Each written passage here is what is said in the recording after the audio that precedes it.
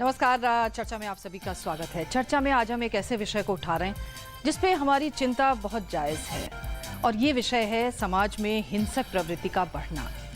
आखिर क्या वजह है कि बात बात पर हम देखते हैं बात बढ़ ही जाती है, इतनी बढ़ जाती है कि कहा सुनी हो जाती है, धमकाना शुरू हो जाता है, मार पिटाई शुरू हो जाती है और मर्डर तक हो जाते हैं। क्यों समाज में ये हिंसा की प्रवृत्ति बढ़ रही है? रोड रेज के मामले लगातार बढ़ रहे हैं समाज में, और एक समाज जो कि एक सहिष्णु समाज हमारा रहा है, टॉलरेंट सोसाइटी हम कहते हैं, गांधी के देश वाले हम लोग हैं, लेकिन क्यों हमारे अंदर ये हिंसक व्यवहार बढ़ रहा है? छोटी छोटी बात पे तुनक मिजाजी जो है वो लड़ाई झगड़ों में तब्दील हो रही है। आज इसी पर हम चर्चा करेंगे और इस चर्चा में हमेशा की तरह हमारी जनता जनार्दन हमारे साथ बैठी है और हमारे विशेष मेहमान भी हमारे साथ हैं जिनसे हम बात करेंगे। आइए सबसे पहले उनका परिचय हम आपसे करा दें। हमारे साथ प्रोफेसर मनीषा प्रियम जी हैं जो कि राजनीतिक सामाजिक विश्लेषक हैं, आपका स्वागत है। हमारे साथ प्रकाश सिंह जी हैं जो कि पूर्व वरिष्ठ पुलिस अधिकारी हैं, बहुत बहुत स्वागत है आपका। हमारे साथ प्रोफेसर सुरेंद्र जोटका जी हैं जो कि समाज शास्त्री हैं, बहुत बहुत स्वागत है। हमारे साथ यहाँ PN वासंती जी बैठी हैं जो कि निदेशक है, सेंटर फॉर मीडिया स्टडीज से आती हैं, आपका स्वागत है। हमारे साथ संजय गुप्ता जी हैं जो कि एक NGO से आते हैं, चेतना जिसका नाम है, बच्चों के साथ में काम करते हैं, युवाओं के साथ में काम करते हैं, आपका स्वागत है। और डॉक्टर संदीप बोहरा जी, मनोचिकित्सक जाने माने, हमारे साथ बैठे हैं। तो आइए ज़रा बातचीत को हम आगे शुरू करें और जनता जनार्दन से भी पूछें कि क्यों ये हिंसा की प्रवृत्ति बढ़ रही है। आइए ज़रा हाल की कुछ घटनाओं पर हम ज़रा दृष्टिपात करें और जानने की कोशिश करें कि किस तरह का बर्ताव आज सोसाइटी में बढ़ रहा है। हाल ही में देश के अलग अलग हिस्सों में कुछ ऐसी हिंसक घटनाएं देखने को मिली जिसने हमारे सामाजिक व्यवहार पर गंभीर सवाल खड़े कर दिए। चेन्नई में इन्फोसिस में एक टेकी स्वाति की रेलवे स्टेशन पर सरेआम दिन दहाड़े वार कर हत्या कर दी गई। हत्या एक नौजवान ने की जो स्वाति का काफी लंबे समय से पीछा कर रहा था। ऐसी ही एक वारदात अगले हफ्ते तेलंगाना के आदिलाबाद में देखने को मिली, जहां एक 19 साल की छात्रा संध्या को सरेआम मौत के घाट उतार दिया गया। दोनों ही घटनाएं ठुकराए गए एक तरफा प्रेम का नतीजा थी। इन घटनाओं से इतर कुछ ऐसी भी वारदातें सुनने देखने को मिली जिसमें बेहद मामूली बातों पर मारपीट, यहां तक कि जान से मार देने की खबरें आईं। गाजियाबाद में एक आइसक्रीम वेंडर की महज 30 रुपयों के लिए हत्या कर दी जाती है। चेन्नई की एक महिला अपनी ऑडी एक मजदूर पर चढ़ाकर निकल जाती है। दिल्ली जैसे महानगरों में रोड रेज के मामले आए दिन देखने को मिलते हैं।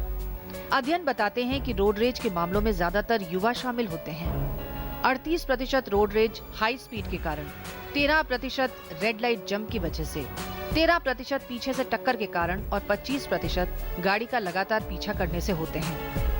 नेशनल क्राइम रिकॉर्ड ब्यूरो के आंकड़ों के अनुसार भारत में हिंसा की वारदातों में लगातार इजाफा हो रहा है। मामूली सी बातों पर भी लोग हिंसा पर उतारू हो जाते हैं।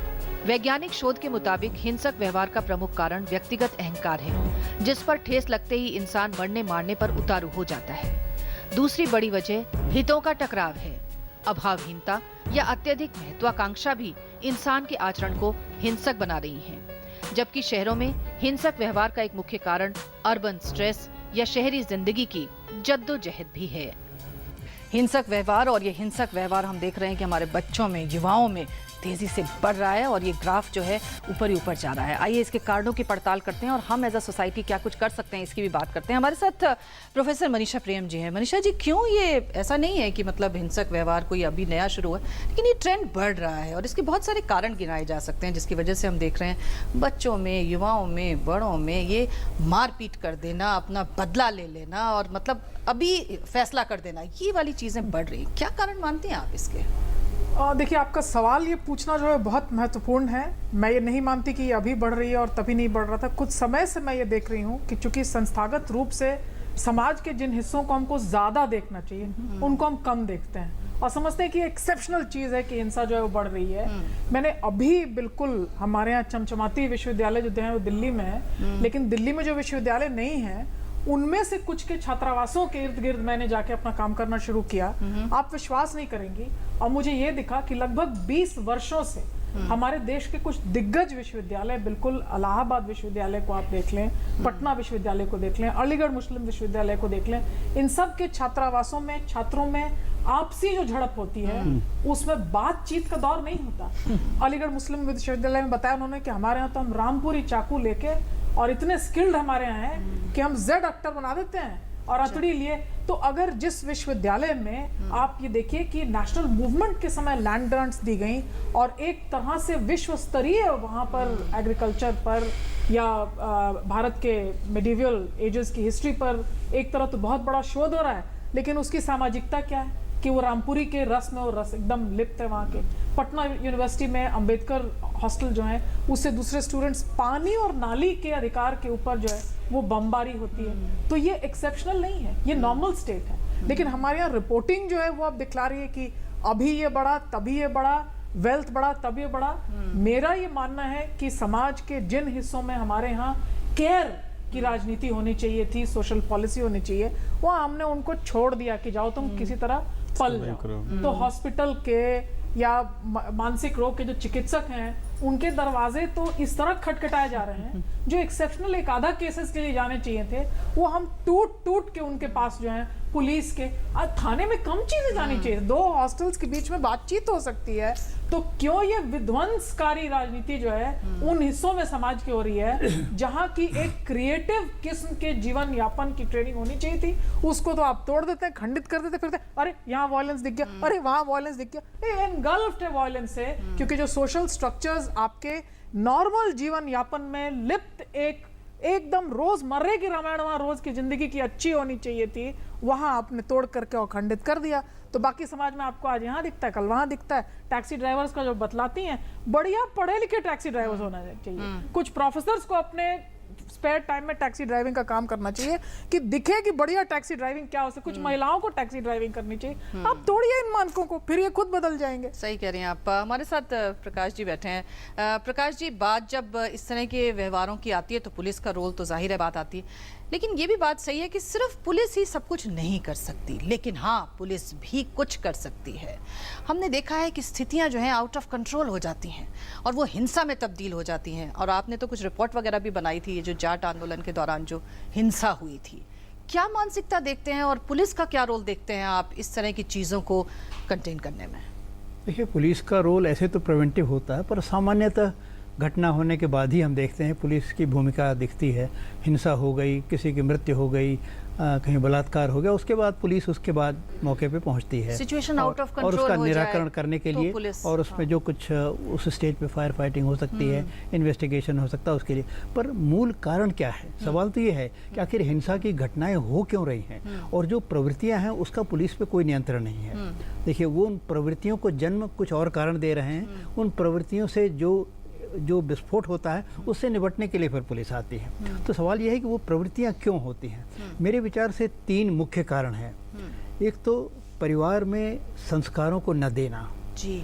परिवार में बच्चे जिस तरह से पहले पलते थे, संस्कार दिए जाते थे, उनको पुराने ग्रंथों के बारे में जानकारी दी जाती थी, मूल्यों के बारे में जानकारी दी जाती थी, वो सब अब ख़त्म हो गया है। लोग समझते हैं कि हमने लड़के को अच्छे स्कूल भेज दिया, बस हमारी जिम्मेदारी ख़त्म हो गई, हम तो 50,000 महीना बच्चे के शिक्षा पर खर्च कर रहे हैं, हमने अपने उत्तरदायित्व का निर्वहन कर लिया। एक तो यह है कि संस्कारों को नहीं दिया जा रहा है। दूसरे, स्कूल कॉलेजों में जो शिक्षा होती है वो, देखिए, सेकुलरिज्म बहुत अच्छी चीज़ है, पर सेकुलरिज्म के नाम पे हमने उसे मूल्य विहीन कर दिया है। कुछ हम लोग जब पढ़ते थे तो फिर हमें याद है, हमें एथिक्स के क्लास एक ज़रूर जाते थे। मैं क्रिश्चियन चूँकि इंस्टीट्यूशन में था तो कुछ लड़के या तो बाइबल में जाएं या एथिक्स में जाएं, पर यह था कि मूल्यों का हमें ज्ञान कराया जाता था। अब तो सेकुलरिज्म के नाम पे मूल्य एकदम ख़त्म हो गए हैं। आप किसी धर्म की बात मत करिए, किसी मूल्य की बात मत करिए, और एकदम विशुद्ध केवल पढ़ाई होती है। तो ठीक है, लड़कों में सूचना का तो भंडार हो रहा है, मैं ज्ञान के भंडार की बात नहीं कर रहा, सूचना का भंडार हो जा रहा है। ज्ञान से तो वो बहुत दूर हैं और मूल्यों से बहुत दूर हैं। अब मैंने तो अभी देखा, यूपी के ही 2 IAS अधिकारी जो ऑल इंडिया के टॉपर्स हैं और जेल में हैं। भाई, दिमाग तो आपका इतना तेज है कि आप ऑल इंडिया में टॉप कर गए, पर आपका कर्म इतना खराब है कि आप जेल में हैं। तो ये मतलब शिक्षा में हमें जो मूल्यों का जो इनपुट होना चाहिए था वो अब नहीं है। तो परिवार में भी नहीं है और शिक्षण संस्थानों में भी नहीं है। तीसरी चीज़, राजनीति जो मैं तो उसे गुंडा राजनीति कहूँगा, पर अगर आप अच्छे शब्द इस्तेमाल करना चाहते हैं तो यूँ कहिए कि राजनीति का अपराधीकरण जिस तरह से हुआ है। अब नई जनरेशन के लिए यही रोल मॉडल्स हो गए हैं कि देखो जरा उनके साथ, अरे 4 आदमी उनकी सुरक्षा में चल रहे हैं, अरे नेताजी कितने आराम से, उनके गाड़ी में लाल बत्ती है और इतने सब लोग उनके पीछे भागते हैं और उनको कितनी पावर है, अरे कलेक्टर साहब भी उनके सामने झुक जाते हैं, अरे एसपी साहब भी उनके पीछे पीछे चल रहे हैं। तो और आदमी क्या है, माफिया डॉन है इलाके का, या माफिया डॉन नहीं भी है तो कम से कम उसकी आपराधिक पृष्ठभूमि है। तो तीनों स्तर पे देखिए आप, मतलब परिवार के स्तर पे, शिक्षा के स्तर पे और फिर राजनीति का जो अपराधीकरण, ये तीनों का इतना बुरा असर पड़ रहा है आज के समाज पे, और वही हम देख रहे हैं कि हिंसक प्रवृत्तियों को बढ़ावा दे रही है, तब्दील हो रहा है। सुरेन जोटका जी हमारे साथ हैं। सुरेन जी, ये एक नेचुरल टूल बना लिया है लोगों ने, एक शॉर्टकट बना लिया है। आपको कुछ भी पाना है तो या तो आप भिड़ जाइए, लड़ जाइए, मार दीजिए, इस तरह की चीज़ें बढ़ रही हैं। क्यों आपको लगता है सोसाइटी कहीं फेल कर रही है, जैसे कि कह रहे हैं कि वो संस्कार, वो मूल्य वो नहीं दे रहे हैं हम अपने बच्चों को, जिसकी वजह से ये सारी चीज़ें पनप रही हैं और फल फूल रही हैं? यही एक तरीका रह गया हमारे पास, ऐसे लगने लगता है कभी कभी। देखिए, काफ़ी मुश्किल सवाल है, इतना आसानी से इसका जवाब कुछ ऑलरेडी कहा भी जा चुका है और कुछ जो पहले आपने दिखाया था उसमें भी आई थी बात। उसके कारण तो आइडेंटिफाई किए जा सकते हैं, लेकिन उसको वायलेंस को एक वायलेंस नाम देने से ही हम एक उसकी ऑलरेडी एक नेगेटिवली उसको आइडेंटिफाई कर रहे हैं। हमारे समाज में जैसे पहले उन्होंने कहा कि वायलेंस कोई नई बात नहीं है, अलग अलग तरह की वायलेंस रही है और वायलेंस काफ़ी इंस्टीट्यूशनलाइज भी थी, जिसको हम एक्सेप्ट करते थे। वो घरों में भी थी, चाहे जैसे मर्द और औरत का रिश्ता होता था या बच्चों का और बड़ों का रिश्ता होता था। बच्चों को खूब पीटा जाता था घरों में, हमारे यहाँ स्कूलों में खूब पीटा जाता था। तो ये कोई नई बात नहीं है। इस तरीके से हमारे जो जाति प्रथा है उसकी भी एक वायलेंस थी, उसका एक इंस्टीट्यूशनलाइजेशन था जो हमें दिखाई भी नहीं देती थी, हमारे सामने होती थी, हम खुद करते थे, लेकिन हम उसको वायलेंस नहीं कहते थे, उसको हम संस्कार बोलते थे या हमारा सामाजिक ढांचा ऐसा वैसे बोलते थे। ये भी एक सच्चाई है हमारे समाज की। उस समाज को हम बदलना चाहते थे और वो बदला है, काफ़ी बदला है। आज जो लोगों में, जिसकी आप बात कर रहे हैं, लोगों में एक वो असर्शन की बात है, तो उसकी एक नेगेटिव साइड है, एक पॉजिटिव साइड भी है, उसे हमें पहचानना पड़ेगा। जो पहले आपने बात रेज की, आई थिंक वो बहुत इंपॉर्टेंट है कि यंग जनरेशन है उसका एक कैरेक्टर चेंज हो जाए, हमारे समझ से बाहर है। आई थिंक उसको हमें समझने की जरूरत है। एक खास तरह का जो एक व्यक्तिवादीकरण या इंडिविजुअलाइजेशन जिसको बोलेंगे वो हुआ है, वो किसी ना किसी कारण से, वो जो हमारी नई टेक्नोलॉजी है, हर कोई अपने आप को व्यक्ति समझता है, हर कोई अपने आप को एक इंडिपेंडेंट पर्सन समझता है। वो ये नहीं समझता कि मेरे परिवार का है, मेरे भाई क्या बोलेंगे, मेरा बाप क्या बोलेगा, मेरा बिरादरी क्या बोलेगी, मेरी जात क्या बोलेगी, गांव वाले क्या बोलेंगे, कोई रोकने वाला उसको नहीं है। जो अर्बनाइजेशन हुआ है वो एक लूजनिंग हुई है हमारी सोसाइटी की, वो एक विकास का भी हिस्सा है। उसके दोनों पॉजिटिव एंगल भी हैं और नेगेटिव एंगल्स भी हैं। Positive in the sense that लोग आके असर्ट करते हैं कि हाँ भाई मेरा भी तो हिस्सा है, आप इसमें कब्जा करके बैठ के हर चीज पे आप सोचते हैं कि सिर्फ आप बड़ी जाति के हैं या आप आदमी हैं, आप सोचते हैं सब आपके पास ही होना चाहिए। तो उस कॉन्टेक्स्ट में भी फ्रिक्शन आता है। तो वायलेंस अलग अलग तरह की वायलेंस है। एक ये जो रैंडम वायलेंस बड़ी है वो एक अपने आप में बहुत खतरनाक चीज है, क्योंकि उसके बारे में जैसे आप प्रकाश जी ने कहा कि हमें सामाजिक तौर पे सोचना पड़ेगा, किस तरह के हम सोशलाइजेशन प्रैक्टिसेस इंट्रोड्यूस करें, किस तरह से हम समाज में बच्चों को बड़ा करें ताकि वो एक जो बाउंड्री है उसको क्रॉस ना करें, ताकि वो जो लॉ की बात है, किसी भी प्रजातांत्रिक समाज या आधुनिक समाज में लीगल प्रोसेस जो है बहुत जरूरी होता है। हमारे यहाँ पे वो लीगल प्रोसेस को इंस्टीट्यूशनलाइज करने के लिए वो जो पॉलिटिकल रोल मॉडल्स की बहुत जरूरत है। क्यों, क्या कारण है कि हमारे यहाँ जो रोल मॉडल हैं, जो लीडर हैं, सबसे पहले वायलेट यही करते हैं। जब वो करते हैं तो नेचुरली आम लोगों को लगता है क्या फर्क पड़ता है, उस बंदे ने मर्डर कर लिया था उसको तो कुछ हुआ नहीं, वो चोरी कर लिया तो उसने तो कुछ किया नहीं, वो करप्शन रोजाना करते हैं उनको कुछ होता नहीं, हमारे को भी क्या होगा, अगर होगा तो जेल जाके छूट जाएंगे। तो किसी ना किसी तरीके से हम वो एक नया जो हमें एक सोशल कॉन्टेक्स्ट में एक फ्रेमवर्क देना चाहिए अपनी नई जनरेशन को, उसके बारे में हम कहीं ना कहीं से फेल हो रहे हैं, एक सोसाइटी के तौर में, एक देश के तौर में और एक काइंड ऑफ सिंपल ह्यूमैनिटी के तौर में। सिर्फ एक इंडिया की समस्या नहीं है, किसी ग्लोबलाइजेशन में भी जो नई टेक्नोलॉजी है ना, उसके लिए जरूरी है कि एक नए तरह का एक नॉर्मेटिव सिस्टम, क्या मूल्य हो हमारे, क्या आप कर सकते हैं। जैसे आप मोबाइल पे आप किसी को भी कोई तस्वीर भेज सकते हैं, नंगी तस्वीर भेज रहे हैं लोग, वो भी एक वायलेंस है। लोगों को किस तरह से यूज किया जाता है, वो एक मैनिपुलेट किया। तो ये सारी चीजों के बारे में बहुत जरूरी है कि हम शोध भी करें। एक तो हमारे टेंटेटिव फॉर्मुलेशंस होते हैं, इस कारण हो रहा है, उस कारण हो रहा है, लेकिन हमारा जो समाज में उन चीजों पे लेके सोचा जाना चाहिए, नई नई की चीजें आइडेंटिफाई करी जानी चाहिए। कहाँ प्रजातांत्रिक प्रोसेस के कारण ये असर्शन बढ़ रहा है, उस वायलेंस को अलग से आइडेंटिफाई करना चाहिए। कहाँ नेगेटिव एकदम से डिविएंस हो रहा है, बच्चों में एक एक प्रॉब्लम आ रही है, साइकोलॉजिकल प्रॉब्लम आ रही है, उसको मर्डर अलग कर रहे से हैं, आइडेंटिफाई करना वो लड़का चाहिए। एक लड़की को चाहता है, अच्छी बात है भाई, प्यार करना कोई बुरी बात नहीं होती, लेकिन उस प्यार में आप ये नहीं कि उसको मार दीजिए जान जी से, जी जी बिल्कुल सही कह रहे हैं। तो और एक इंडिविजुअलाइजेशन जो सबसे हुआ है, बड़ी बात हाँ। ये है कि एजुकेशन और संपन्नता का भी कोई बहुत ज्यादा लेना देना वायलेंस से है नहीं, नहीं, क्योंकि जरूरी है। नहीं, एजुकेटेड लोग भी वो वायलेंस Educated कर लोग रहे करते हैं, हैं, लेकिन संपन्न लोग भी नहीं, वायलेंस वो कर रहे हैं, सही सिर्फ बात। गरीब नहीं कर रहा। नहीं, लेकिन जो हमारा स्कूल में पढ़ाई के अलावा एक जो सोशलाइजेशन होना चाहिए वो नहीं हो रहा। हमारा स्कूल जो है वो भी अपने आप में एक बड़ा अनार्किक सा जगह बन गया है, या टीचर की कोई सुनता नहीं है, विद्यार्थी आते हैं, किसी को परवाह नहीं है, आपको ट्यूशन के पैसे देने हैं, आपको वहां जाके पढ़ना है। वो एक जो संबंध होना चाहिए टीचर और स्टूडेंट के बीच में, जहाँ पे एक आधुनिक समाज में सोशलाइजेशन घर से ज्यादा बाहर होती है, और उसमें स्कूल की बहुत बड़ी महत्व होता है, और जो पब्लिक इंस्टीट्यूशन है उनकी बहुत बड़ी जी महत्वता मेरे ख्याल होती से है। ये दोनों बहुत इंपॉर्टेंट पॉइंट कह रहे हैं, एजुकेशन और जो इंस्टीट्यूट्स और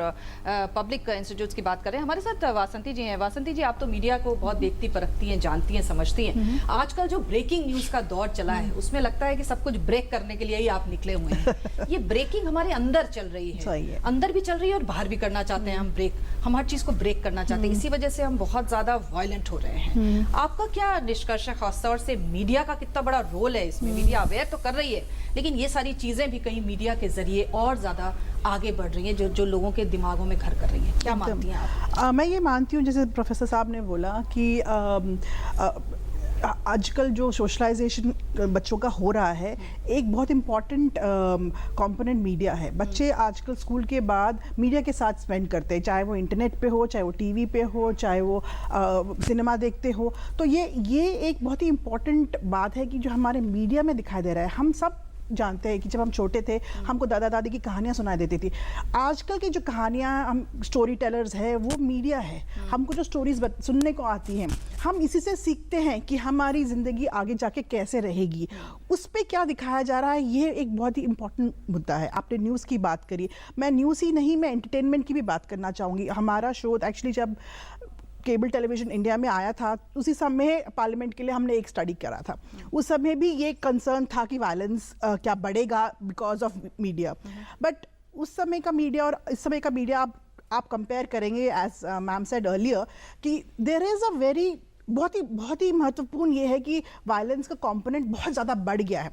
और आप मीडिया से बात करेंगे तो बोलेंगे हम तो शीशा है, जो समाज है हम वो दिखाते हैं। तो this is like egg and चिक कि कौन सही बोल रहा है। बट ये बात ज़रूर है कि जो मीडिया है वो सोशलाइजेशन का एक बहुत अहम कंपोनेंट है। आज तो बच्चे उसी से सीख रहे हैं। और दूसरा, एक ही चीज़ को बार बार रिपीट करना, और स्पेशली नेगेटिव चीज़ को रिपीट करना। अभी सर ने बोला कि पुलिस का क्या रोल होता है।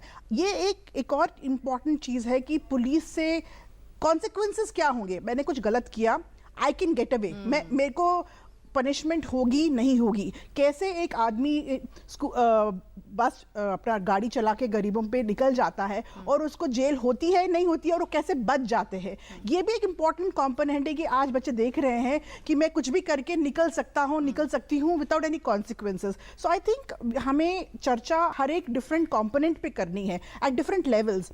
और मीडिया को अपना रोल थोड़ा सा और इंट्रोस्पेक्ट करने की ज़रूरत है। जैसे कि एक फैमिली को खुद ही अपना आप करना है कि एक बच्चा, अगर मैं पेरेंट हूँ तो मैं अपने बेटे को क्या अलाउ कर रही हूँ देखने को, और मैं देख के उसके बारे में चर्चा कर रही हूँ क्या। अगर वो शक्तिमान जैसे प्रोग्राम देख रहा है या सुपरमैन जैसे प्रोग्राम देख रहा है तो वो क्या सही समझ रहा है। What is the difference between reality and on television, real और ऑन रियलिटी। सो ये थोड़ा सा चर्चा करने की हर एक लेवल में, फैमिली लेवल पे, सोशल लेवल में, इंस्टीट्यूशनल लेवल में, and definitely as a professional, चाहे वो मैं मीडिया में हूँ, चाहे मैं टीचर हूँ, चाहे मैं एनजीओ में हूँ, चाहे मैं डॉक्टर में हूँ, एक इंट्रोस्पेक्शन करने की ज़रूरत है। हमारे साथ संजय गुप्ता जी हैं। संजय गुप्ता जी, ये बताइए कि यूथ में, बच्चों में जो हिंसा की प्रवृत्ति बढ़ रही है उसके क्या आप कारण मानते हैं? और जैसे कि इन्होंने बात की और उधर भी बात निकल कर आई कि आजकल का जो सोशल मीडिया है या जो मीडिया है उसका भी एक बच्चों पर काफ़ी असर पड़ रहा है, और अगर हम हिंसक प्रवृत्तियों की बात करें तो ये चीज़ें भी उसको काफ़ी उभार रही हैं।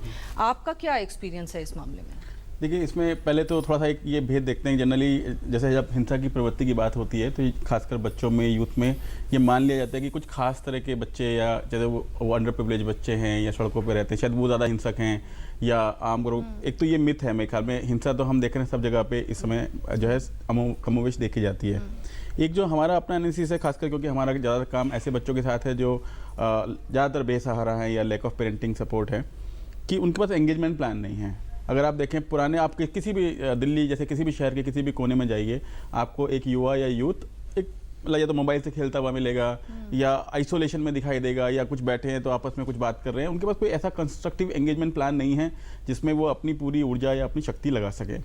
दूसरा सबसे बड़ी बात यह है, जो अब आपने भी बोली थी, कि जो पेरेंटिंग है वो पेरेंटिंग, अब मेरा एक अच्छा दोस्त मेरा इंटरनेट है, मेरा एक अच्छा दोस्त मेरा एक टीवी है, मेरा एक अच्छा दोस्त मेरा एक मोबाइल है। मोबाइल पे आप देखें, एक बहुत छोटा सा एक्सपीरियंस था, आप सभी लोगों ने महसूस किया होगा कि जैसे सड़क पे जाते हैं, आप देखें आदमी अपनी धुन में चल रहा है और उसको आप जैसा छू दीजिए तो उसको इतना गुस्सा आता है, क्योंकि वो अपने आप में इतना या तो वो अपने मोबाइल में खोया हुआ था या वो कुछ ऐसा सोच रहा था जिसने उसको एकदम हिंसक। मतलब धुन की तो यहाँ तक बात है कि कितने मेजर एक्सीडेंट्स हो रहे हैं, लोग अपनी जान से जा रहे हैं सेल्फीज के चक्करों में और मोबाइल के चक्करों में। बहुत ही कॉमन साइट है कि लोग मोबाइल को देखते देखते ड्राइव करते हैं, बहुत कॉमन साइट है आजकल। और आपको अमूमन जैसे ये अभी हमारे मैं मालवीय नगर के क्षेत्र से आता हूँ दिल्ली में, छोटे छोटे बच्चों को आपने व्हीकल दे रखे हैं चलाने के लिए। पेरेंट्स ये सोचते हैं ये हमारे लिए एक बड़े उसकी बात है कि मेरा छोटा सा बच्चा है और देखिए ये स्कूटर चला रहा है, ये गाड़ी चला रहा है, पर उसकी आड़ में, और जब वो टकरा जाता है तब वो डिफेंसेस शुरू हो जाते हैं। तब वो कहते हैं कि नहीं यार ये तो क्या हुआ, आपने भी तो ऐसे ही सीखा था,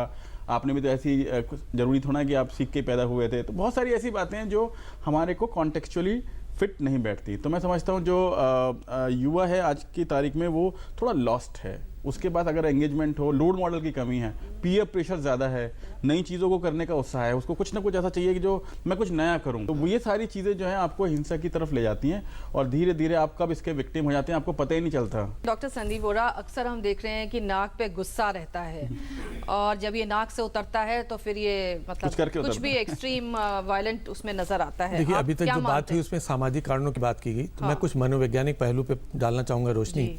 इसमें पहली बात तो ये कि जो आज की जनरेशन है वो आई मी माई सेल्फ जनरेशन है। इंस्टेंट ग्रेटिफिकेशन की नीड है, जो भी चाहिए इमीडिएट चाहिए, इंस्टेंट चाहिए। आप देखिए मोबाइल फोन अगर आता है तो 6 महीने में बच्चा कहता है मुझे दूसरा चाहिए। तो ये जो चेंजेस एक तरफ आ रहे हैं, दूसरी तरफ जो नॉर्मल मैकेनिज्म है रिलैक्सेशन का, अगर आप थके हुए हैं तो आपको एडिक्वेट स्लीप चाहिए 8 घंटे की रात की। आप बताइए बच्चों की बात अगर हम करें तो कितने बच्चे स्कूल को अगर देखें उसके हिसाब से वो 8 घंटे की नींद ले पाते हैं, बड़े कितने ले पाते हैं। हमारा जो ब्रेन का नॉर्मल मैकेनिज्म है रिलैक्सेशन का, अगर एडिक्वेट स्लीप नहीं है तो वो ही नहीं हो पाता। तो होता क्या है कि एक प्रेशर कुकर सिचुएशन हो जाती है उसमें, चाहे वो बच्चा हो चाहे वो बड़ा हो। और जब आप रोड्स पे चलते हैं तो आपके ऊपर 4 तरह के प्रेशर चल रहे हैं, घर का कुछ काम है, बॉस से मिलना है, एक प्रोजेक्ट है, इतने भी बीच में सामने से कोई चीज़ आ गई और जैसे उसने टच किया तो आपकी एक ईगो की बाउंड्री जो है उसको टच किया तो आप एकदम आपने बोला भड़क गए। इसके अलावा जब हमने ज्वाइन किया था साइकेट्री तो मैंने नहीं सोचा था कि जैसे उन्होंने शुरू में बोला कि इतना पेशेंट बढ़ जाएगा। ये फैक्ट है कि इतना ज़्यादा प्रेशर हो रहा है कि चारों तरफ से हमारे पास क्लिनिक्स में 4 साल से लेकर 94 साल तक हर तरह के मरीज आते हैं। और इसका रीज़न यही है कि जो पहले एक सोशल बफरिंग होती थी, जैसे घरों में बड़े बूढ़े होते थे और उसमें दूसरी बात ये होती थी कि जब वो होते थे तो कहीं ना कहीं ऑटोमेटिकली मोरल वैल्यूज इम्बाइब हो जाती थी। कोई दिक्कत होती तो आप शेयर कर पाते थे, कजन्स होते थे, एक को कोई दिक्कत हुई दूसरे ने शेयर किया। अब आज की डेट में हर कोई व्यक्ति एक सिंगल यूनिट बन गया। एक घर के अंदर आपस में बात करने के लिए भी SMS होते हैं। तो टेक्नोलॉजी, सोशल चेंजेस एंड बहुत ज़्यादा मैं माई सेल्फ वाली जो है वो रिस्पॉन्सिबल है एक तरफ। दूसरी तरफ आपने जो अभी दिखाया उसमें बताया 2 केसेस बताए वो साइकेट्रिक डिसऑर्डर के थे। जैसे उन्होंने बोला कि वन साइडेड लव की बात होती है, तो मनोविकृति है, इसकी आइडेंटिफिकेशन बहुत ज़रूरी है। लोगों को पता नहीं लगता है। एग्रेशन में एक सोशल कॉज की बात करते हैं तो एक साइकोलॉजिकल कॉज और कभी कभी कॉम्बिनेशन।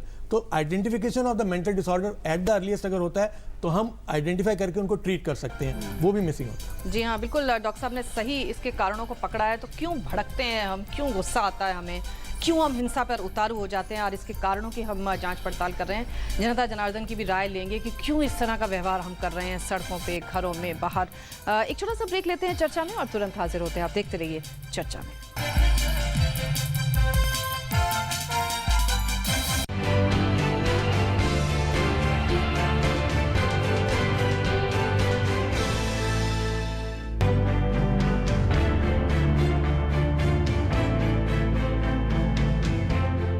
1090 वुमेन पावर लाइन महिलाओं को सशक्त बनाने की उत्तर प्रदेश के मुख्यमंत्री अखिलेश यादव की अनोखी पहल। 1090 का कॉल सेंटर। नमस्कार, वुमेन पावर लाइन में आपका स्वागत है। आपकी क्या सहायता इस कॉल सेंटर की खास बात यह है कि यहाँ महिलाओं की शिकायत ट्रेंड महिला ऑफिसर ही दर्ज करती हैं। हमारे सामाजिक परिवेश में लड़कियों का शिकायत करना या बेझिझक होकर अपनी बात कहने को अच्छा नहीं माना जाता है, तो इसीलिए इसमें ध्यान रखा गया कि कोई भी लड़की 24 घंटे पूरे उत्तर प्रदेश में कहीं से भी शिकायत कर सकती है। उसका नाम हम कहीं भी जाहिर नहीं होने देंगे। शिकायत दर्ज होने के बाद पहुंचती है काउंसलर रूम, जहां पुरुष काउंसलर महिला को परेशान करने वाले कॉलर को पहले तो आराम से समझाने की कोशिश करते हैं, फिर उसे सख्त लहजे में भी हिदायत दी जाती है।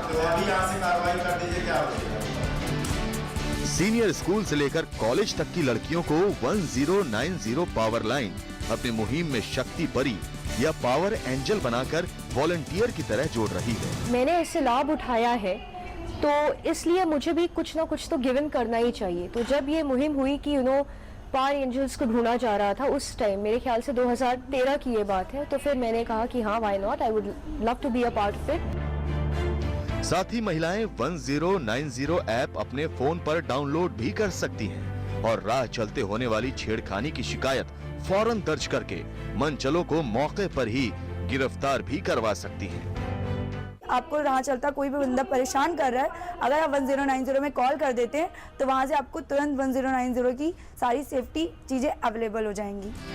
मुख्यमंत्री अखिलेश यादव की पहल 1090 पावर लाइन राज्य की महिलाओं के लिए बेहतरीन सुरक्षा कवच साबित हो रही है।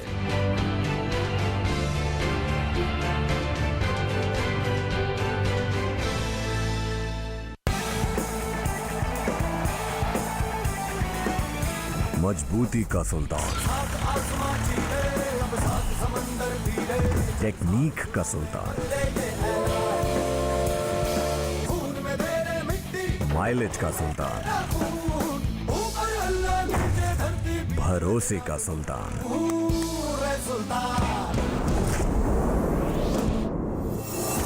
70 सालों से खेतों का सुल्तान एस्कॉर्ट्स। बाबूजी जरा सुनना, अघोषित आए हैं तो संभलना। हाँ, टाइम बॉम्ब है ये, फटने से पहले इसे रोकना। बाबूजी जरा सुनना। Your undisclosed income is a dangerous ticking time bomb. Defuse it before it explodes. Declare your undisclosed income under Income Declaration Scheme 2016 by 30th September 2016. Pay total 45% tax. No prosecution, no scrutiny, no enquiry. Income Declaration Scheme. आप करें योगदान, बढ़ाएं अपना सम्मान।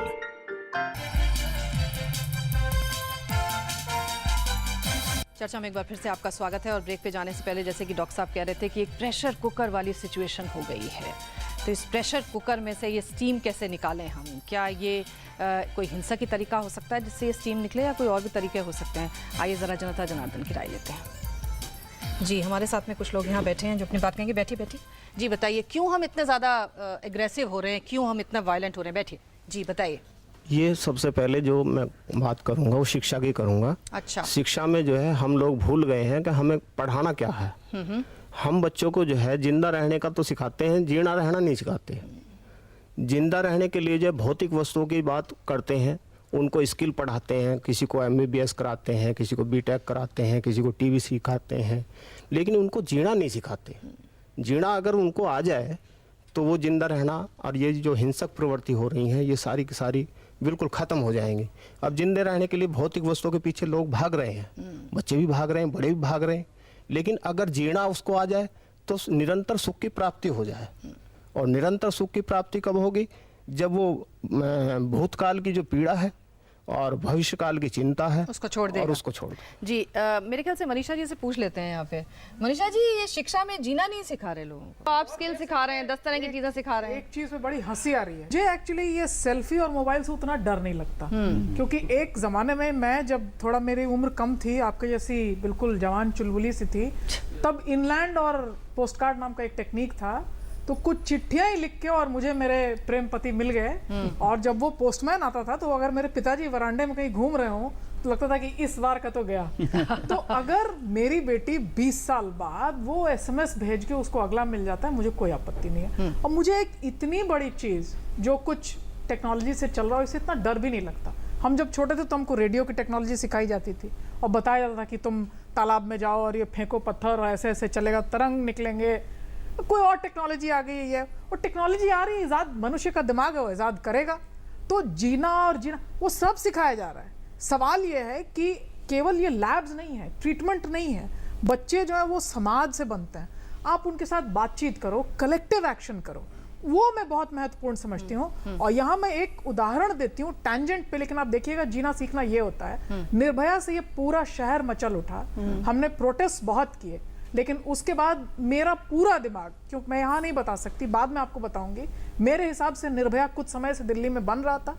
और जब निर्भया हुआ मैं आश्चर्यचकित नहीं हुई, क्योंकि मैंने देखा था कि क्या हो रहा है यहाँ। दिल्ली के DTC ड्राइवर्स जो थे उनका approach towards young girls specially बहुत बुरा था। उसके बाद मैंने ये बात जो है पहल की रेजिडेंट वेलफेयर एसोसिएशन से कि तुम लोग ये गेट लगाना और बत्ती लगाना, इस पर तुम लोग बड़ा दौड़ते हो, सब में कट कमीशन मिलता है, क्यों नहीं रेजिडेंट वेलफेयर एसोसिएशन की महिलाएं जो हैं वो नाइट विजिलेंस कमिटीज बनाएं और पब्लिकली डिस्प्लेड रहे कि आज अगर कोई लड़की टैक्सी में कहीं चल रही है और कोई मुश्किल है तो ये हॉटलाइन नंबर्स हों, तो हम कहीं से उसमें जो है वो ये कर सकें। आप विश्वास नहीं कीजिएगा, प्रोटेस्ट करने के लिए लोग आगे थे, दिसंबर तक बड़ा प्रोटेस्ट हुआ, मीडिया ने TRP खूब कमा ली, लेकिन निर्भया के गुजरने के बाद भी औरतें रात का टेलीविजन देख के, रात का खाना भाड़ा बंद करके, मेरा दिन खत्म हो गया जी, मेरी आज अच्छी जिंदगी बीत गई जी, मैं सोने जाती हूँ। तो क्यों नहीं हमारा सामाजिक जो हमारा कलेक्टिव है वो कब मचलेगा? एक जवान लड़की अब एक नृशंस हत्या का शिकार भी हो जाए तब भी अगर हम मूव नहीं कर सकते हैं तो काहे को मीडिया और सेल्फी को ब्लेम करते हैं? ये तो हम जिम्मेवार हैं। जी, मेरे ख्याल से प्रकाश जी आपसे ले लेने बात कर लेनी चाहिए, क्या किसको जिम्मेदार ठहराना चाहिए? शायद हम अपने आप खुद तो जिम्मेदार हैं ही, हम किसी एक उस पर उंगली नहीं रख सकते कि टेक्नोलॉजी ही हमें बर्बाद कर रही है। सवाल ये है हम टेक्नोलॉजी को यूज़ कैसे कर रहे हैं, हम कितने समझदार हैं, हम कितने रैशनल हैं, कितने रैशनली सोच सकते हैं। लेकिन फिर भी जैसे भाई साहब ने कहा अभी कि जीना नहीं सिखा रहे हैं हम अपने स्कूलों कॉलेजों में बच्चों को, हम सिर्फ एक उनको दौड़ में शामिल कर रहे हैं जिसमें कोई उनको पता नहीं है कि क्या सही है क्या गलत। क्या ये बात सही है? देखिए, स्कूलों में क्या मैंने बताया कि स्कूलों में शिक्षा में आजकल जो विकृतियां आ गई हैं उसकी तरफ सरकार का भी ध्यान गया है और अभी सुब्रमण्यम कमेटी भी बनी है, शिक्षा में सुधार की बात हो रही है। शिक्षा में तो बहुत सुधार की ज़रूरत है, इसमें संदेह नहीं। और जो जीने की बात है, देखिए मैंने कहा ना, इंफॉर्मेशन गैदर करना और सारा दिमाग में क्रैम करके उसके बाद इम्तहान के दिन जाके उसको लिख देना और ज़्यादा नंबर पा जाना एक बात है, पर एजुकेशन का जो लक्ष्य होना चाहिए वो कैरेक्टर बिल्डिंग होता है। अगर आपने चरित्र निर्माण नहीं किया है, एक अच्छा मनुष्य, एक अच्छा नागरिक आपने समाज को नहीं दिया है, तो वो शिक्षा बेकार की है। केवल आपने मतलब उसको मतलब फिजिक्स को पढ़ा दिया, केमिस्ट्री पढ़ा दिया और सब्जेक्ट पढ़ा दिया, but he is not a good citizen. की किताब आपने उसे नहीं पढ़ाई, एक सिटीजन नहीं उसको बनाया, एक अच्छा नागरिक नहीं बनाया, वो बहुत ज़रूरी है। जी, हमारे साथ में कुछ और लोग हैं अपनी बात कहें। हाँ जी, बताइए। हमारी शिक्षा में मानवीय मूल्यों की कमी आई है, पहली बात तो ये है। उस मानवीय मूल्यों से हमारा आचरण गिरा है, और आचरण और मानवीय मूल्यों को दोनों को ले ले तो मूल आधार हमारा शिक्षा हो जाती है। शिक्षा हमारी प्रारंभ स्थिति में ही हमारी खराब होती जा रही है। ओके, हाँ हाँ बताइए। टेलीविजन पे जो अहिंसक फिल्म दिखाई जा रही है वो बंद की जाए। अगर बच्चे इसमें उसकी स्टोरी को नहीं देखते हैं, उसको पात्रों को नहीं देखते हैं, उसमें देखते हैं तो सिर्फ और सिर्फ लड़ाई झगड़े ज़्यादा देखते हैं। ओके, और उसमें ही मज़ा आता है बच्चों को। आप बताइए। जैसे कि हम लोग देखते हैं जो हम लोग मूवी में देखते हैं कि कितनी मारपीट हो रही है, लड़ाई झगड़े हो रहे हैं, और बच्चे उनमें ज़्यादा इंटरेस्ट इसलिए होते हैं क्योंकि उनको इन सब चीज़ों को देख के मज़ा आता है। फिर वही दौर वो बाहर रोडों पे, सड़कों पे आजमाते हैं, उनको ये ज़्यादा इंटरेस्ट होता है कि अगर हम ये चीज़ करें तो हमारे लिए ज़्यादा अच्छा होगा, हम पॉपुलर हो जाएंगे, पब्लिक हमें जानेगी कि हम ये गुंडे राज आजमा रहे हैं, ये हमें ज़्यादा अच्छा लग रहा है हमारे लिए। आप बताइए। खासतौर से हमने देखा है यूथ में बहुत ज़्यादा गुस्सा सड़कों पर भी नज़र आता है, उसका जो एनिमेटेड रूप है वो नज़र आता है। क्यों? गुस्से से फ़ायदा तो कुछ होगा नहीं होता तो नहीं है, पर फिर क्यों बढ़ रहा है इतना ज़्यादा? उससे मैम सबसे पहली बात एजुकेशन जो होती है वो तो बच्चे को मिलनी चाहिए। उसके बाद जो सोशियलिटी होती है कि उसको रहना जीना सिखाना, कि मतलब हर सिचुएशन से डील कैसे करना है, वो भी बताना चाहिए। ओके, उसको आपको लगता है उसमें थोड़ी कमी है? यस जी। और कोई बात करेगा यहाँ पे? हाँ, आप करेंगी जी, बोलिए। मैम, जैसा कि हमने आजकल देखा है कि मतलब बड़े बड़े जो दिग्गज लोग हैं उनके बच्चे मतलब काफ़ी बड़े बड़े वारदातें करते, जैसे लड़कियों को छेड़ना, कमेंट्स करना, लेकिन उनके खिलाफ कोई एक्शन नहीं लेता। उनको ये नहीं कहा जाता कि मतलब उनको इसलिए छोड़ दिया जाता है कि ये तो बड़े लोग के बेटे, इनको कोई कुछ कहेगा, फिर वो दोबारा वैसा ही काम करते हैं। तो हमें इसको रोकना चाहिए। ओके जी, हमारे साथ में कुछ और लोग हैं, कुछ यंगस्टर जो अपनी बात कहेंगे। हाँ बोलिए जी, बैठिए। हाँ मैं अपने बच्चों के माता पिता से ही कहूँगा कि अपनी सोच बच्चों को अच्छे शिक्षा घर पे ही दें। सोच बदलने की ज़रूरत है, ना कि स्कूल से ही काम नहीं चलेगा। अपने घर पे भी अच्छे शिक्षा दें बच्चों को। ओके, अपने घर पे अच्छे शिक्षा दें। ओके, और कौन बात करेगा? जी भाई साहब, बोलिए। समर्पण जीवन जीने की एक महानतम कला का नाम है। इस हिंदुस्तान के अंदर गुरु शिष्य परंपरा एक पूरे विश्व में एक प्रसिद्ध परंपरा थी। जैसे ही बच्चा गुरु के संपर्क में आता था, गुरु उसे इस तरह से मोल्ड करता था कि ताबे जिंदगी उसके जीवन में जो मूल्य थे वो भरे रहते थे। और यही कारण है, जब सब ये मूल्य गिरे हैं, वो हमारे देश के अंदर हिंसा, हमारे और भी जितनी भी बीमारी आई हैं वो आई हैं। आप अमेरिका में जाइए, वहाँ हॉस्पिटल कम है, साइकोलॉजिकल सेंटर ज़्यादा हैं, क्योंकि वहाँ जो समर्पण है, जो बच्चे, तो हम आप एजुकेशन को दोष दे दें, हम किसी और को दोष दे दें, लेकिन खुद अपने हैं। भगवान बुद्ध ने कहा था कि ध्यान अंदर, हिंसा बाहर। महावीर साहब ने भी यही कहा था, भगवान महावीर ने, क्योंकि ये जो धरती है रैदास की है, कबीर की है, नानक की है, इन्होंने पूरे मानव जाति के उत्थान के लिए बहुत बहुत शिक्षा सही कह रहे हैं, बिल्कुल सही कह रहे हैं। लेकिन सवाल ये है कि आज इनको याद कौन करता है और उसको अपने जीवन में कौन उतारता है? मुझे ये किसका प्रभाव लगता है आपको? वायलेंस जो बढ़ रही है, किसके प्रभाव में आकर बढ़ रहा है? एक्चुअली ये वो शिक्षा है जो मतलब पेरेंट्स ठीक से दे नहीं पाते बच्चों को। पेरेंट्स को आजकल टाइम नहीं है बिल्कुल, एंड पेरेंट्स को टाइम निकाल के उन्हें सिखाना चाहिए, प्रॉपर टाइम दे के। एंड आजकल अगर कोई बच्चा शिक्षा देने जाता भी है तो वो बोलते हैं इंटरनेट से सीख लो, गूगल से सर्च कर लो। तो उनको स्पेशली टाइम दे के सिखाना चाहिए बच्चों को। ओके, इंटरनेट आज एक सबसे बड़ा, गूगल जो है बहुत बड़ा ज्ञान का एक वाहक संवाहक बन गया है, उसी पे निर्भर करते हैं। आप मुझे ऐसा लगता है कि शिक्षा बच्चों के ऊपर एक लोड टाइप का बन गया है।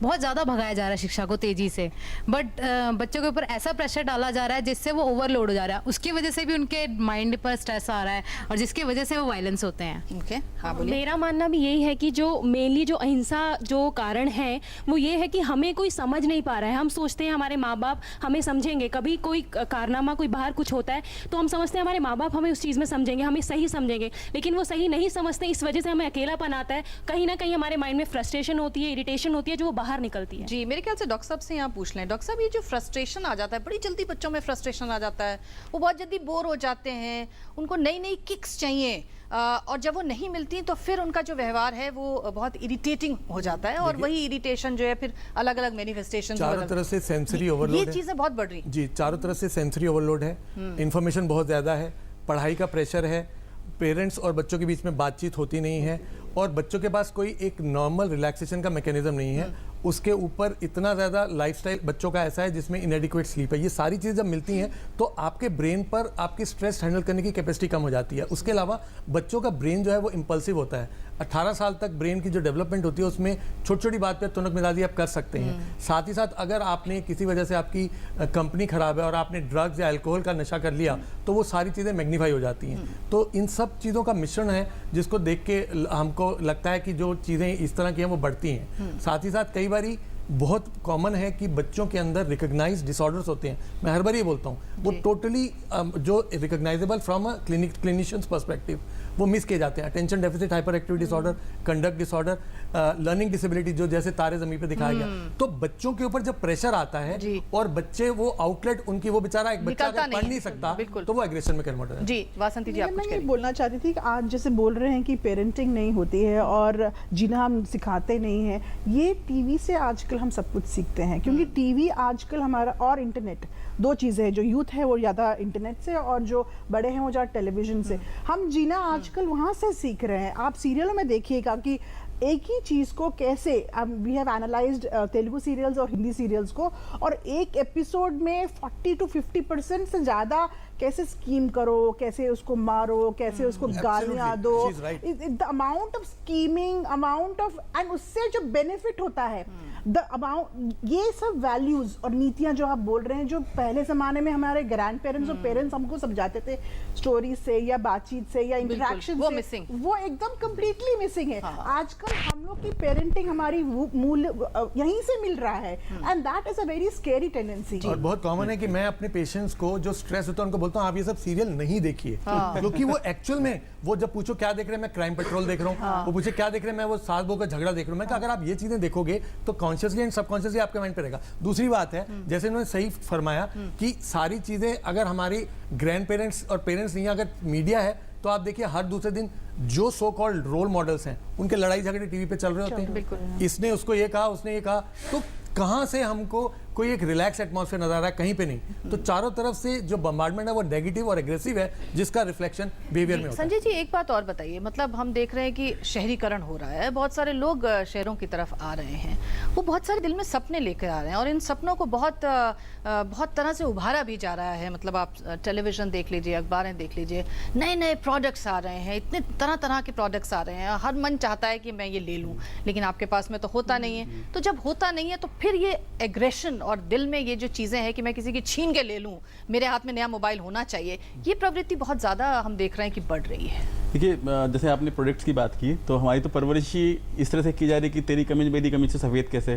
तो जब मेरी परवरिश ही इस तरह से होगी तो मेरा दर्शन ये हो गया कि पहले मुझे अपना एक स्पेस ग्रैब करना है। अगर मैं शहर में आया हूँ, मुझे एक जगह चाहिए, वो शहर में वो जगह फिर मुझे कैसे भी लेनी पड़े, क्योंकि मुझे सर्वाइव करना है। मुझे खाने के लिए सर्वाइव करना है, मुझे बैठने के लिए सर्वाइव करना है, मुझे अपनी लाइवलीहुड के लिए सर्वाइव करना है, और वहाँ पर ही मुझे अपना भी एक स्पेस चाहिए जहाँ मैं अपने कोई भी विचार किसी भी प्रकार से कह सकूं। तो मेरे ख्याल में ओवरऑल स्थिति बहुत टफ है। और जो प्रॉपर जो ये हिंसा की बात है, ये इतनी तेजी से अब मतलब हमें देखने को मिलती है कि कई बार आपको ना बाजारों में इसमें जाते हुए भी डर लगता है। कई बार आप ये सोचते हो घर में बैठे क्या निकलें गाड़ी वाड़ी लेके, ना निकलें कहीं किसी से टकरा जाए, शाम तक एक FIR ना हो जाए, तो आप उसी फियर में सारे दिन जीते हैं। हाँ, मैं ये कहना चाहूँगी कि हम सिर्फ शिक्षा को इसमें नहीं वो जोड़ सकते कि सिर्फ शिक्षा ही हमारी गलत है। एक बच्चा जब पैदा होता है तो उसकी शिक्षा घर से ही शुरू होती है। अगर माँ बाप और उसके दादा दादी उसे अच्छे संस्कार देना शुरू करे और लड़का लड़की में भेदभाव ना करके लड़के को भी अच्छी शिक्षा दें कि बेटा अगर बाहर जाना है तो जो भी बहन या कोई आंटी जो मिलती है उसे रिस्पेक्ट दे, अच्छे से देखे, घर से वैल्यू शुरू होती है, उसके बाद बच्चा स्कूल जाता है। तो हमें पहले घर पे देना पड़ेगा, उसके बाद स्कूल पे जाएंगे। जी हाँ, आप बोलेंगे क्या? अच्छा, बस लास्ट है ये। हाँ मैम, जैसे डॉक्टर सर ने बोला कि क्राइम पेट्रोल वगैरह जो भी है, क्राइम सीरियल्स देखते हैं बहुत ज्यादा, उसको मेरे ख्याल से बंद करना चाहिए, क्योंकि सबसे लोग ना कोई अच्छी चीज नहीं अपनाता है, चाहे मैं हूँ या कोई भी हो। सबसे पहले हम ना अटेम्प्ट करते हैं गलत चीजों को, अच्छी चीजें नहीं लेते, तो उसे सबसे पहले बंद किया। और मेरे ख्याल से TRPs ये बताती हैं कि क्राइम जो है बहुत बिकता है, टीवी में चैनल में, इसलिए वो बनाते हैं कि ये बहुत बिकता है और इसीलिए वो क्राइम दिखाते हैं। लेकिन इसका असर हमारे नौजवानों पे, हमारे बच्चों पे क्या हो रहा है, शायद उसको हम कहीं पीछे रख देते हैं। एक छोटा सा ब्रेक लेंगे और फाइनल कमेंट्स लेंगे यहाँ मौजूद हमारे विशिष्ट मेहमानों से। अब देखते रहिए चर्चा।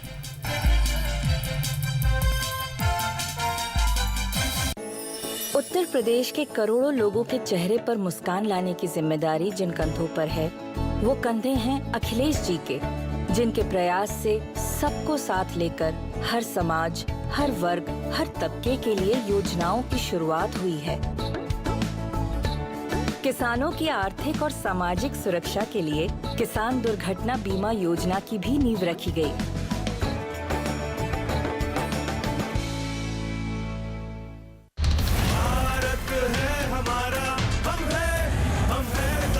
आत्मविश्वास की नई ताकत, सहारा इंडिया लाइफ इंश्योरेंस के साथ।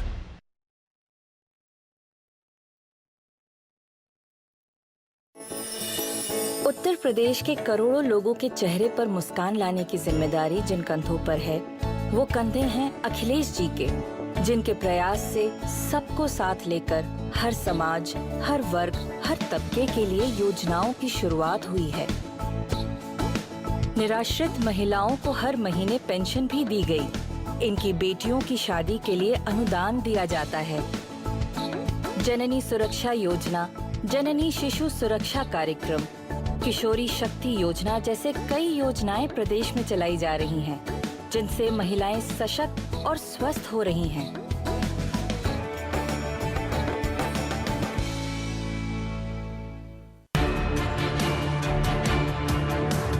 The Navy gives me the opportunity to serve my motherland. The Navy gives me the opportunity to safeguard my nation. The Navy gives me the opportunity to secure my country's waters. The Navy gives you more. Indian Navy, an ocean of opportunities. Uttar Pradesh के करोड़ों लोगों के चेहरे पर मुस्कान लाने की जिम्मेदारी जिन कंधों पर है, वो कंधे हैं अखिलेश जी के, जिनके प्रयास से सबको साथ लेकर हर समाज, हर वर्ग, हर तबके के लिए योजनाओं की शुरुआत हुई है। महिलाओं की सामाजिक सुरक्षा से लेकर तरक्की तक की नई योजनाएं बनाई गईं। गरीब परिवारों की लड़कियां पढ़ सके, अच्छी शिक्षा ले सके, इसके लिए कन्या विद्याधन योजना चलाई गई है।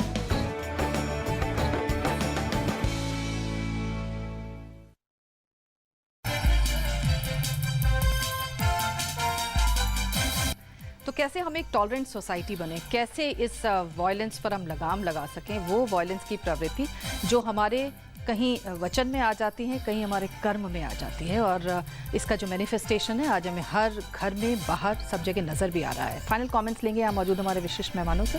डॉक्टर साहब, क्या राय देना चाहेंगे और क्या आप एडवाइस करना चाहेंगे लोगों को कि जब इस तरह का मन में कुछ आ रहा हो, उसे कहाँ पर आप स्टॉप करें, कैसे रोकें? देखिए, बहुत ज़रूरी है आपके मन में अगर किसी तरह के प्रश्न हैं, कोई स्ट्रेस है, तो आप अपने मन की बात शेयर करें। आप मन की बात शेयर नहीं करते, वो बॉटल्ड अप इमोशंस होती हैं, या वो डिप्रेशन में कन्वर्ट होती हैं या एग्रेशन में कन्वर्ट होती हैं। तो एक तरफ से अपने मन की बात को शेयर करना, दूसरा भाईचारा, एक तरह से कॉमरेडशिप, या आपका दूसरे को, व्यक्ति को भी समझना कि इसका भी उतना ही हक है सड़क पे चलते हो जितना मेरा है। तो जो ह्यूमन एंगल है और सोशल वैल्यूज, बड़ों का आदर, और ये समझना कि एक सच्चाई पर चल के भी जीत हो सकती है, ये सब कुछ ऐसी चीज़ें जो मुझे लगता है आज की युवा पीढ़ी को बहुत एलियन लगेगी अगर कोई बोलेगा, वो कहेगा पता नहीं कितने साल पुरानी बात बोल रहा है, बट ये फैक्ट है। एक सोसाइटी की अगर आपको सॉलिड फाउंडेशन बनानी है तो आपको बच्चों के लेवल पर आपको पहले से ही बताना होगा कि ये चीज़ें सही हैं और इसी का फ़ायदा है। मेरे हिसाब से इस तरह की चीज़ें करें, और इंडिविजुअल लेवल पर आप अपनी जो लाइफ है उसको रिलैक्स तरीके से चलें, जिसमें काफ़ी चीज़ें जो मैं बताता हूँ उसमें योगा, प्राणायाम, मेडिटेशन जब हम बोलते हैं तो ये इस तरह की चीज़ें हैं जिसमें आपका ब्रेन बिल्कुल एक रिलैक्स स्टेट में जाता है, आपका शरीर और दिमाग जो थका होता है वो रिजुविनेट होता है। एंड जो मैं हर बार ही बोलता हूँ, 8 घंटे की रात की स्लीप जो कि बहुत एसेंशियल है, किसी को नहीं मिलती। किसी को नहीं मिलती जी। संजय जी, खासतौर से बच्चे और युवा में ये बिहेवियर जो है बहुत नज़र आ रहा है, क्या आप कहना चाहेंगे और क्या एडवाइस करना चाहेंगे बच्चों को, युवाओं को कि किस प्रकार से हम इसके ऊपर कुछ नियंत्रण रख सकते हैं?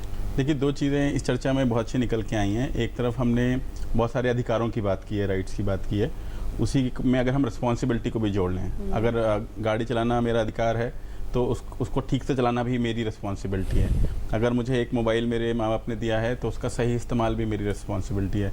अगर मुझे ये कहा गया कि अब आप इंटरनेट देख सकते हो और कुछ भी गूगल कर सकते हो, तो भी मुझे इसमें पता होना चाहिए कि मैं क्या देख रहा हूँ, क्या नहीं देख रहा हूँ। कुल मिला के कहने का मतलब ये है कि जो भी युवा हैं उसमें एक तो उनकी तरफ रिस्पॉन्सिबिलिटी, दूसरे पेरेंटिंग की तरफ। बहुत सारे जो पेरेंट्स खाली बेबी सिटिंग कराते हैं बच्चों टीवी के साथ, I think that is something very dangerous, जो उनको ध्यान रखना चाहिए। पीयर प्रेशर बहुत ज़्यादा है युवाओं पे, उनको ये ध्यान रखना पड़ेगा कि मेरी सोहबत या संगति किसके साथ है, मैं किसके साथ उठ बैठ रहा हूँ, और क्या मेरे लिए सही है, क्या मेरे लिए सही नहीं है। कब आप कानून का उल्लंघन, थोड़ा सा स्लिप होते हैं, आपको पता लगता है आपने कानून का उल्लंघन कर दिया, फिर आप रियलाइज़ करते हैं कि मैंने गलत किया। तो वो पीयर का जो एक दबाव है वो देखना चाहिए। कुछ ना कहने की भी क्षमता होनी चाहिए। युवाओं में आजकल ना कहने की क्षमता नहीं है। अगर आपको लगता है कि कोई सब्सटेंस अब्यूज़ में जा रहे हैं, ड्रग अब्यूज़ में जा रहे हैं, कोई ऐसी चीज़ जो आपको देखने से लगता है कि ठीक नहीं है, पर आप उसको ना नहीं कहना चाहते क्योंकि आपको लगता है अगर मैंने ना किया तो मेरे पीयर में मेरा माहौल बन जाएगा। इन छोटी छोटी चीज़ों का अगर हम ध्यान रखेंगे तो ये जो हिंसा वाली जो भी पूरी इशूज़ हैं, इस पर हम कमोवेश काबू पा सकते हैं। जी वासंती जी, मीडिया तो ऐसे ही चलेगा, सोशल मीडिया भी ऐसे ही चलेगा और वर्चुअल वर्ल्ड भी ऐसे ही रहेगा। टेक्नोलॉजी तो बढ़ेगी, कैसे हम उससे अपने आप को बचाएं कि उसके जो भी नेगेटिव इफेक्ट्स हैं वो हमारे ऊपर ना पड़े और हम इस तरह की चीज़ों में इंडल्ज ना करें। अनीशा जी ने बहुत सही बोला कि टेक्नोलॉजी हर वक्त हमारे साथ था, हम उसका कैसे उपयोग करते हैं, सही या बुरा, वो अपने आप पे है। बट द टेक्नोलॉजी आज के दौर में, आप इसके बारे में कोई दो राय नहीं है कि बहुत ऑब्सेसिव हो गया है, बहुत इन योर फेस हो गया है। मतलब उसके बिना पूरा दिन टीवी चलेगा, पूरा दिन रेडियो चलेगा, कंप्यूटर हर वक्त ऑन रहेगा, बच्चा आते ही पहले टीवी देखेगा, देखते देखते खाना खाएगा, मम्मी पापा से बात नहीं होती है। मतलब इट्स कंप्लीट ऑब्सेशन जो हमारा सब कुछ ऑन होना चाहिए, सब कुछ ऑन होना चाहिए, फोन भी ऑन, आते ही फेसबुक चेक करना है, उठते ही पहले फेसबुक चेक करना है कि क्या ना मैंने मिस कर दिया। जो ये ऑब्सेशन है ना टेक्नोलॉजी से, एडिक्शन एक्चुअली वहीं से शुरू होती है।